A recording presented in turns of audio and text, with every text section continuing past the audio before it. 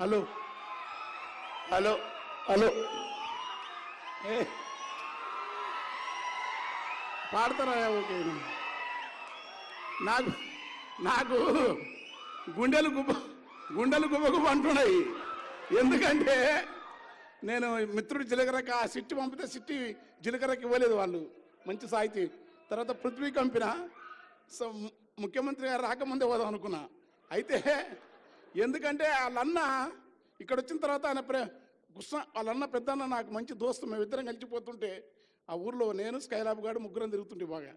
వారు నేను ఎంపీటీసీ ఉన్నప్పటి నుంచి తెలుసు నాకు, వయసులో కొంచెం అటు ఇటున్నా, చాలా ప్రేమ కలుగుతో నన్ను పిలిచి ఆ పుస్తకం పిలిచినప్పుడు మీరు బాగుండ్రు, నాకేమో గుండెలు గుప్పగా 8 ఏళ్ళు ఎమ్మెల్సీ చేయకుండా ఎవరిని ఏమన్నాను కాదు అప్పుడు కూడా. ఇప్పుడు కూడా ఎవరు తిట్టే బాపతి కాదు. నేను చిన్న తప్పించుకొని పోదామంటే మా చిన్న ఈయన వచ్చి మా అప్పుడు పిలిచి అంటేనే 2 గంటలు 3 గంటలు కూర్చున్నారు లోపల.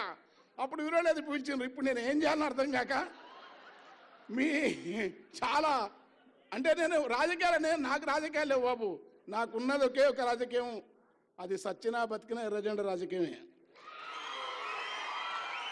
అంటే ఎర్రజెండా మళ్ళా దాంట్లో కూడా సీరియస్గా, నేను దాంట్లో కూడా సీరియస్గా ఎర్రజెండా యోధుని కాదు.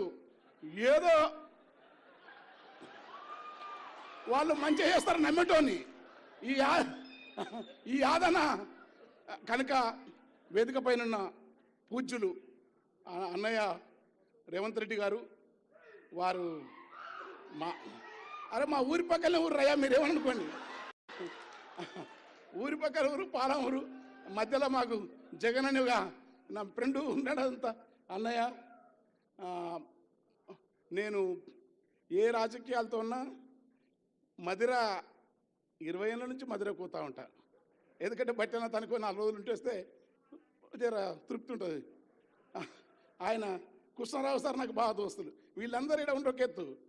నా ఆలోచన ఒక 30 ఏళ్ళ నుంచి నేను కొంచెం బుద్ధిగా ఏదన్నా తాత్విక రాజకీయ ఇటు ఎగరకుండా చదువుకొని కాస్త రాసే తత్వాన్ని మరింత వేగవంతంగా సమాజానికి ఏకాస్తరని ఉన్న పరిమితులు ఇవ్వడాన్ని నేర్పిన తెలుగు పాత్రికేయ రంగంలో నాల్ర వెంకటేశ్వరరావు స్థాయి తర్వాత ఒక కేరళలో, ఒక కర్ణాటకలో జార్జ్ లాగా,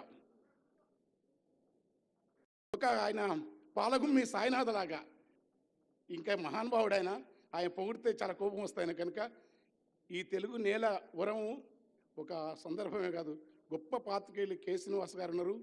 వారి ముందు మాట్లాడడం అనేది, ఎందుకంటే అక్కడ ఆయన ఉన్నాడు, కింద మొట్టమొదటి ఆర్ఎస్ ప్రెసిడెంట్ సాంబమూర్తున్నాడు మా మిత్రుడు. ఏంగా పరిశాన్ ఉంది, అక్క సుధక్కానే ఉంది విరసం. ఈ మధ్యలో నేను పాడమంటే ఏం చేయాలి, రాజలింగం అననే హాయిగా హాయ్. అందుకే వాడు పాపం ఎవరే ఉన్నా అందరికీ మేలు చేసే నేర్నాల కిషోర్ ఉన్నాడు. ఇవన్నీ పరిశాన్ ఉంది. అందుకని నేను పాడతా, ఎక్కువ మాట్లాడు. అందుకని ముఖ్యమంత్రి గారు అన్న పొన్నం ప్రభాకర్ అన్న అగ్రికల్చర్ రావులకి వెళ్ళి నాకు దోస్తు బాగా.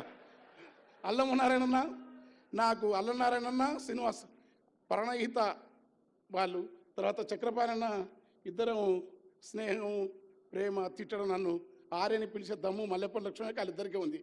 యాదన్న కూడా అదే. అయితే అక్కడ ఇంకోటి మర్చిపోలే, తెలుగు నేలపల బహుజన తత్వాన్ని, బుద్ధుని వాదాన్ని, అంబేద్కరిజాన్ని ఈ దేశం పైన ప్యాసిజం కోరలు చాస్తున్న నిఖార్స్గా నిలబడి ఏది న్యాయమో చెప్పగలిగిన భారతీయ బహుజన మేధావి దార్శనికుడు కంచయ్యలే ఉన్నాడు. అక్కడ ఒక ఐఏఎస్ ఆఫీసర్ ఉండి కూడా వరంగల్లో ఎట్లా ప్రజలకు చేయవచ్చు చేసి, అంబేద్కరిజం ఒకటే కాదు, ఒకటైతే కొంప మునుగుతుంది. మార్క్సిజం, అంబేద్కరిజాన్ని నమ్ముతున్న మాధవరావు గారు ఈ వేదిక పైన సింగరేణి కార్మిక ఉద్యమం నుంచి ఉద్యమకారునిగా ఎదిగి ప్రజాగీత రచయితగా మా అన్న మంచి సౌహృదుడు జయరాజు అన్న ఇట్లాంటి వేదిక మీద ఉండటం ఎంత బాగుంటుంది. వాడు పీడిఎస్ నాయకుడు విరసం మల్లారెడ్డి, మొత్తం అది ఇప్పుడు సభనాలి. పృథ్వీ కొంచెం పృథ్వీతో తర్వాత మాట్లాడాలని వానికేం ఆశ, వాడు నా పాత దోస్తు వాళ్ళ ఆయన ఊరికి దొరకపోయి దావతులు పెట్టి దావతులు పెట్టి వాళ్ళ ఊళ్ళో వాడు ఇప్పుడు వచ్చిన చెప్తున్నాడు. ఇదంతా బాగుంది, నేనేం మాట్లాడను, అయిపోయింది. ఒకటి పాడలా పాడతా జరాగు అదే జరాగు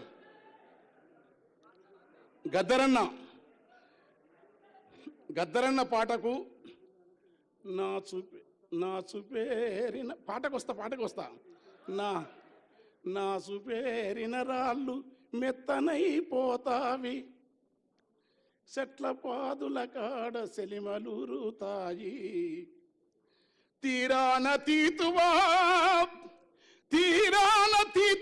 గద్దరు పాటకు ఆకాశవేణ ఎగిసి శోకావలంటుంది, తాబేళ్ళు దరిబావి తాళాలు వేసేను, లోగిళ్ళ కొట్టములో పిచ్చుకలు పలికేను, గద్దరంటే యుద్ధ గీతొకటే కాదురా, గద్దరంటే జగతి జాలి గుండె బుద్ధుని పాదంబురా, కరకు కత్తులకెదురు నడిసిన గద్దరు. కాల్పులు జరిగినాయి, మహాకవులు అంటున్నారు నేను ఎర్రి మనిషిని, గద్దరు అనేది పాట రాయలే. ఏం రాయలే? పాట మీద నువ్వు తూట వేల్చినవు, పగబట్టి నువ్వు మురుస్తున్నావు. పాట మధ్యలో తాళం ఎక్కడ ఉందో డోలకి డప్పందిరా. పాట మధ్య చెట్లకు మాటలు నేర్పాను, పాట లొద్దిమానులకు యుద్ధము నేర్పాను, కడీల నుండి దొరలను దరిమిన గెరిల్ల దండుకు గుండె కాయరా, దండకారణ్యపు కొండల పైన పండు వెన్నెలై కాసర పాట, దాన్ని మురికి చేయితో బంధింప చూస్తేవా బగ్గున మండితే బుగ్గైపోతావు అన్న మీద రాసిన 5 నిమిషాలు రాసినాం. అంటే పదగతులు స్వరజతులు రాయొచ్చు, కవిత్వం రాయొచ్చు, వసంతం రాయొచ్చు. నేను చాలా గమ్మతులు రాస్తాను, వేరు సినిమాలకు ఒక రకం ఉంటుంది, సాహిత్యం రకం. అలా గద్దరన్న మీద ఆ పాట మొత్తం పడితే తెల్లారుతుంది. కానీ అన్న ఒక పాట అడుగుతుంది ఎప్పుడు నన్ను, అరే అది వాడరని. అరే గల్లీ ఇప్పుడు డోలకలేటప్పులే గల్లెట్ ఉంది, ఆగాగు ఇప్పుడు నేను పడతాం. అయ్యా గద్దరన్న 8 రూపము బట్టి కులమును బట్టి గుణమునెంచకండి, ఏ కులమైనా ఏ రూపైనా మనిషి లోపల చూడండి,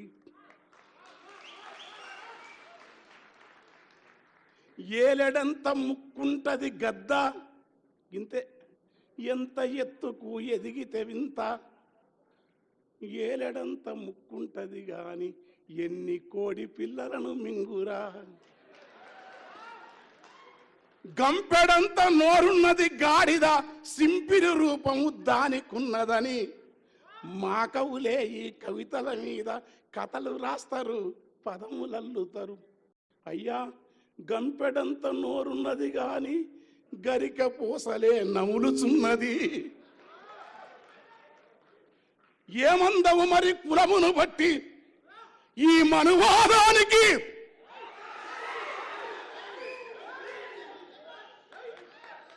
కులమును బట్టి మతమును బట్టి రూపము బట్టి ఎత్తును బట్టి గుణము ఎంచుతావా మరి? ఏయ్ నేను ముఖ్యమంత్రి జాగ్రత్తగా ఉన్నాను, నన్ను వదిలిపెట్టండి. మీరు ఈ టైం మంచిదానికి అసలు టైం దొరికితే మీరు ఉండరు. ఆ డోలకో డప్పోడు కరెక్ట్ టైంలో పీకేసిండు.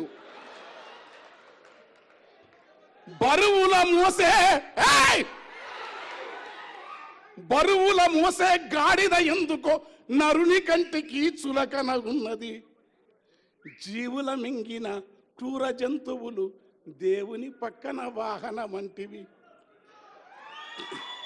ఇక్కడ తలకిందుల ఈ తత్వమునంతా మార్చమన్నది గద్దరు.